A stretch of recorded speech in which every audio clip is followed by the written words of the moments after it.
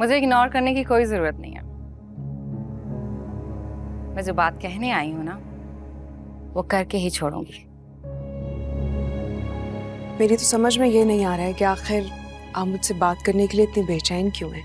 मेरी जूती को भी परवाह नहीं है। सुन लो, तुम्हारे ही फायदे की बात है।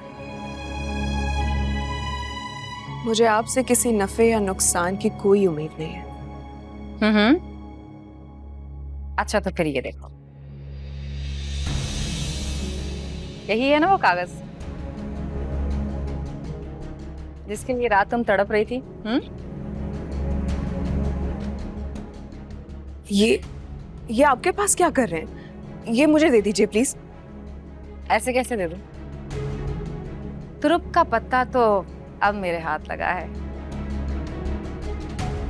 लेकिन ये आपके किसी काम के नहीं है। ये कानूनी कागज है, ये जो सिर्फ मेरे हैं। प्लीज आप मुझे दे दीजिए। हाँ, पता है मुझे, ये मेरे किसी काम का नहीं है, लेकिन जिनका है ना उन्हें ही वापस करूंगी। और ये किसके? ताई रजिया का। अगर हिम्मत है ना, उनसे वापस ले लेना। सिंपल। लेकिन आप ये...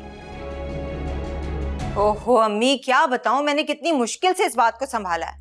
अरे तो उसका भी सारा वबाल जो है ना फहमीदा पे पड़ेगा। आराम से कर देती तुम्हारे नाम मकान, लेकिन नहीं, तुम्हें ये तरीका अपनाना पड़ा। सौंफ बन के बैठी हुई है कमबख्त। ये मैं पूछती हूँ, क्या मकान कब्र में लेके चली जाएगी? पता नहीं अम्मी क्या करेगी वो। पहले तो बिना कहे अपने बेटे के नाम पे प्लॉट कर दिया था। अब सुमन बुकमन बन के बैठ गई हैं, कुछ कहती ही नहीं है। अपनी बेटी तो ब्याह दी बड़े घर में, और बहू लेकर आ गई अमीर घर से उठा के गरीब घर में। अम्मी सिसक के जिंदगी गुजार रही हूँ मैं कसम से। अरे तू फिक्र ही नहीं कर, मैंने तो गुल की सारी लगामें खींच के रखी हैं।